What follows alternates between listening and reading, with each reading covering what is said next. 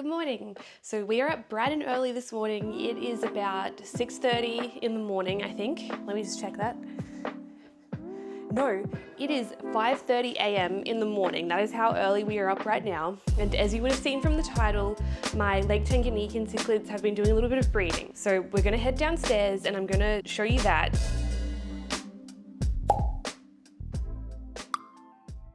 It literally looks like I have guinea pigs or something just living in my house. I've been very, very busy lately getting my garage all set up. I've got a rack system in there that I am fixing up, which is where I previously put some baby African cichlids from my Tanganyikan tank that had been breeding. But take a look at this. Now it is just so early that not even Layla, my little parrot, is awake right now. So what I'm gonna do is I'm gonna go out and I'm gonna get a coffee. It's a nice rainy day. I also have to do a water change on both of these tanks. So we're just gonna get all of that done. And then of course, let me just show you the garage too. I have actually made progress. What I've been doing with this is my insulation. Thank you to the person that commented and said that that they thought this might be the wrong way around. I had the silver side facing out. Some of them are silver on both sides. This one is actually meant to face this way because this is just an aesthetic appeal thing. They've just put white woven stuff on the outside to make it look a little bit nicer, blend in more. I've stuck the first layer on. I actually ended up going through and cutting a second layer for every panel just because I simply had more of the stuff, so I thought I may as well use it and it will probably make the insulation better, but the second layer is actually only just sitting in there.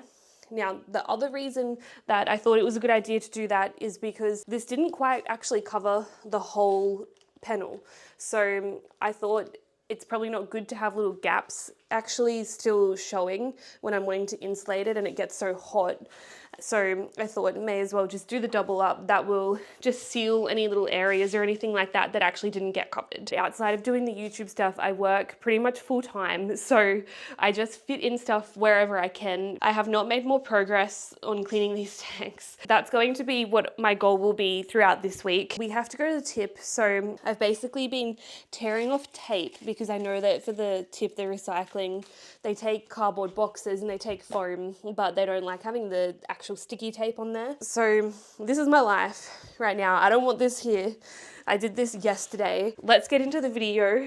I'm gonna go get my coffee and we will get started with this day. Got my coffee, and as you can see, the lights are just starting to turn on in the tanks now. The ventralis, the male ventralis, is going a little bit crazy. Can you see that bright blue, kind of pastel blue almost fish? When the lights come in the morning, I do notice that he tends to like to show off a little bit. He's not really aggressive, like he doesn't ever attack or hurt anyone. He just likes to chase them away and they play along. I have a female ventralis. She is not as beautiful and bright blue like what he is, but she will be hiding up the back. So she's got the long, beautiful fins, but her collar is not as bright. I think that her mouth is a little bit fatter than usual. I think she may be holding some eggs. That's the guy right here. And because I know that they've bred before in terms of that she's held eggs before, it's possible that they have again. I think they're actually worth quite a bit, the fry of these guys, because they do not breed all that often. Look at the colors in the sun. I love when the sunlight comes in the morning and they show off their beautiful colors. In this little area here where these rocks are, I have some Juliachromis cichlids, and there's been some babies. Now, because I went to bed early last night, I didn't feed these guys. So what I'm gonna do actually is I'm gonna feed them this morning, and hopefully that will get some of the fry out. I feed them New Life Spectrum Algae Max, and then I feed them New Life Spectrum Thera A for the Tanganyikans. The only thing that I feed my Malawis that I don't feed the Tanganyikans is Absolute Color. White Crane is another brand that I think you can get in America. Aqua Munch have a flake, that is a color flake. I stopped feeding it because I just prefer pellet foods. So I give Absolute Color to these Malawi cichlids, and that just absolutely makes the tank pop a lot more. So It makes the females colourful, but then even if you've got males, it'll make their colours just so much more intense. So you'll see how it's got whole Antarctic krill, giant squid, whole wheat flour. Having whole food ingredients is good. I would say if there's anything for fish to focus on, it would be spending the extra money on good food. I think it's so well worth it. You get so many less issues, so much healthier fish when you feed good quality foods. The only thing I don't like about this pellet too is it floats. I try and make it so that it's not going to get sucked down the sump as much as possible. Some bits do, which I guess is okay because it feeds our baby fish down there. So this fish here, that gives you a look at, I think that might be one of the parents of the babies. Let's go around the other side, see if we can see the babies. So watch this space on top of the rock. There we go, we've got some swimming a little bit more out in the open now. You see them popping their little heads up? These babies are really, really cute because they look just like the parents. So they've got the little black and white stripes, and then they've got these really cute little blue eyes as well. We've got a lot of different sizes too. Some have grown a lot bigger and are showing patterns a lot more than others. So these guys, they look like shell dwellers, but they're actually not. I mean, they can live in shells just like how they're living in the caves, but they do not need shells like what is preferenced by the shell dwelling ones. Can you guys see that? Just there? Right there, moving around. That is a baby Leleupi cichlid. You can see he's getting a little bit of his yellow color now. That is one of the parents of that baby fry that you just saw that's in the sump. These guys actually live under this rock here. They've got a little cave system that you can enter from this side and the other side, which is clever, but I think that's been part of the problem as to why none of their fry survive. Because also in this tank in the corner, looking inconspicuous, these guys here, they're called a tenuatus and they are predatory fish. Also predatory are these guys. See this guy in the middle here with the funny shape? That is a gold comp. That is also a predatory fish, which are pretty much exactly designed. You'll see how they're very thin. They're thin so they can actually hide in crevices and up against rocks, and their job is pretty much to eat fry. So no surprise that he is hanging around here, and really all of the predatory fish tend to hang in this more kind of open area here.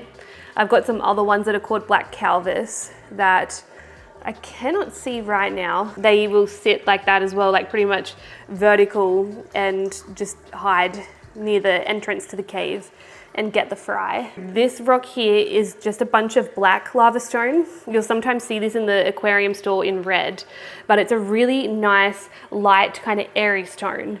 It is not heavy at all, which is why I'm able to build it up like that and not have to worry too much about, you see how they love to dig, and they've got all of these systems, these caves and stuff that they've got underneath. I don't have to worry about it falling down because it's so light. And all through here, there's some egg crate that some of it's sitting on to give it some height, so when they dig, it won't fall with the sand bed. And this little cave here, there's actually a really cool cave that drops down all the way there. These guys here, these are called Trets. They look like Frontosa, but a little bit smaller. I think that the female is maybe in there. Oh, there's that right there is a black Calvus, showing some really nice colors actually. Every now and then there'll be a bunch of fry that come out. And these guys, these Tropheus, I don't know if that's breeding behavior or aggression related behavior where they're sizing each other up, I'm not too sure. But they love to do that. Or what they'll do is they'll just spend the day literally grazing on algae all around the tank. I wasn't filming, no. Okay, the mum she definitely has eggs. I wish I was filming for you guys. She just dropped, oh, is she dropping her eggs to eat? Guys, I'm pretty sure she's dropping her eggs to eat. Because when I first saw that, what the heck? The dad's like, can you please be more careful? That's just crazy. I can't believe she just drops them. Oh, why is it?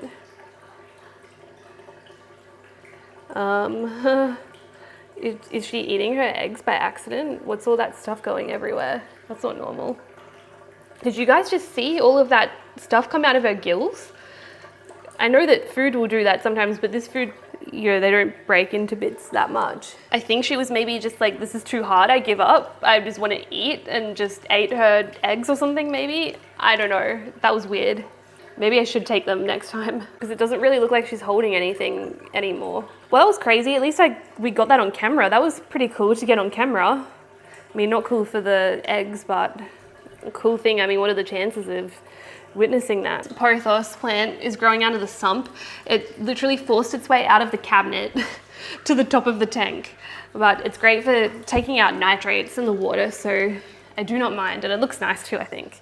The lights I've got too, these are freshwater AI primes or aqua illumination prime lights, and they are just beautiful Bluetooth lights. You can change the color spectrum. They have a mode for slowly turning on and off.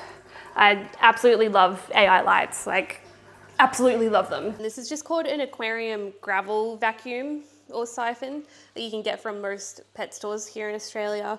And I've just connected some clear tubing from Bunnings to it, and then it just flows into my sink here. All we do is pop it in,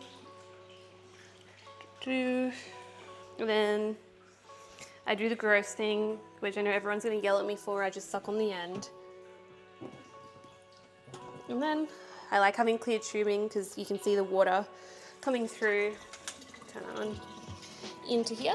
And then this hose is for filling it back up, so it just connects to the tap and I fill it straight up. I just put dechlorinator into my tank first and then fill it straight up. As you can see, this siphon is just going to go through and it is going to suck up all of our fish poo and old food and stuff, any algae that's growing along the bottom, or cyanobacteria, this green stuff. Whoa.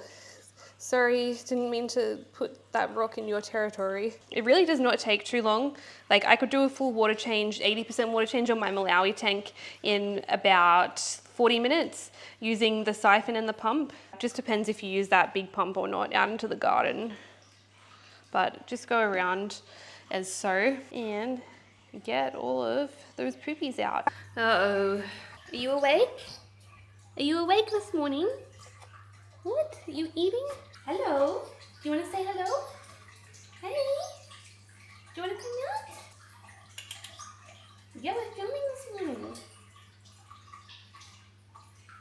No, you just want to eat. Okay. You just want to eat.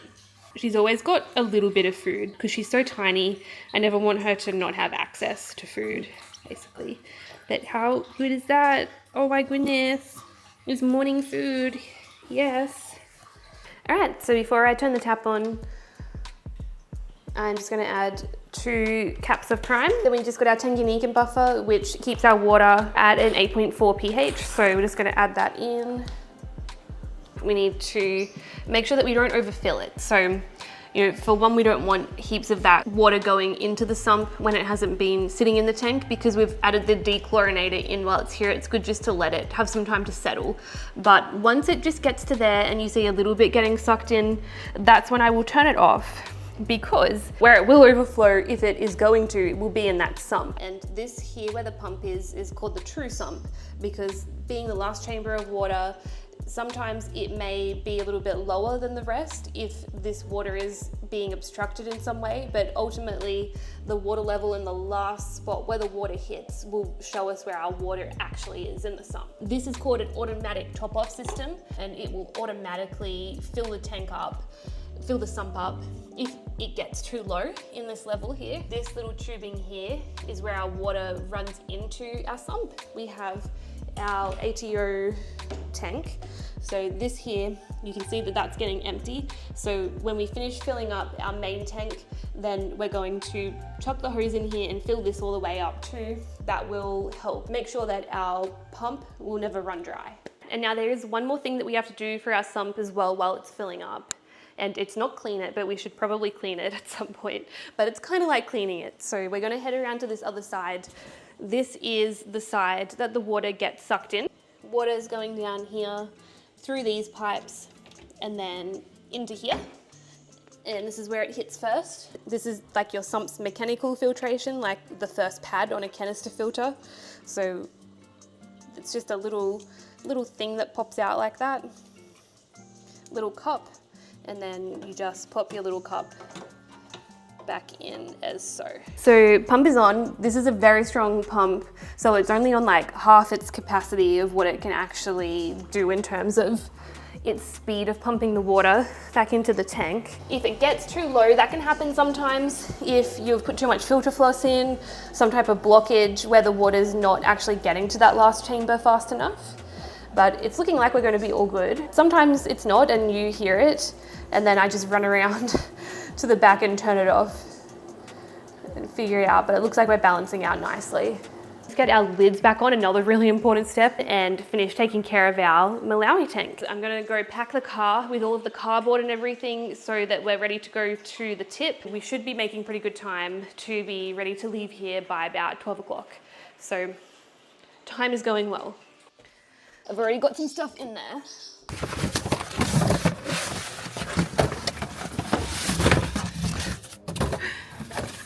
We'll just chuck all of the stuff that's got tape in the bin.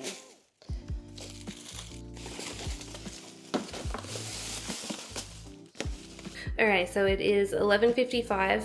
We got our trash.